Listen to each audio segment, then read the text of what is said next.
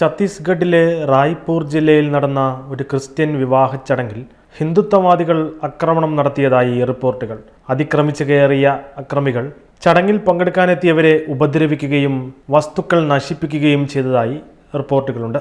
യാതൊരു പ്രകോപനവുമില്ലാതെയായിരുന്നു ആക്രമണമെന്ന് ദൃക്സാക്ഷികൾ പറഞ്ഞു. സുരക്ഷയ്ക്കായി കുടുംബാംഗങ്ങളെ വീടിനുള്ളിൽ പൂട്ടിയിടേണ്ടി വന്നു. വരനും വധുവും അക്രമികൾ ഭയപ്പെടുത്തിയതിൻ്റെ ഫലമായി പുറത്തേക്ക് ഓടി. പുറത്തു നിർത്തിയിരുന്ന വാഹനങ്ങളെല്ലാം അക്രമികൾ നശിപ്പിച്ചതായി ഇന്റർനാഷണൽ ക്രിസ്ത്യൻ കൺസേൺ റിപ്പോർട്ട് ചെയ്തു. ബന്ധുക്കൾ സംരക്ഷണം തേടാൻ പോലീസിനെ സമീപിച്ചപ്പോൾ ആവശ്യത്തിന് പോലീസുകാർ ഇവിടെ ഇല്ലെന്ന് പറഞ്ഞുകൊണ്ട് അവരെ മടക്കി അയച്ചു.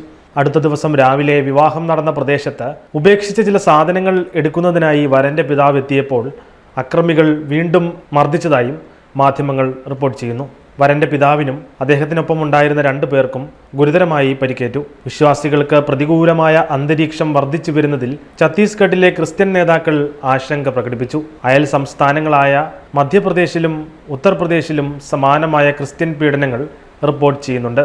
ഏറ്റവും ഒടുവിൽ റിപ്പോർട്ട് ചെയ്ത ഈ സംഭവത്തിൽ ഇതുവരെ അധികൃതർ ഔദ്യോഗിക പ്രസ്താവനകളൊന്നും തന്നെ പുറപ്പെടുവിച്ചിട്ടില്ല.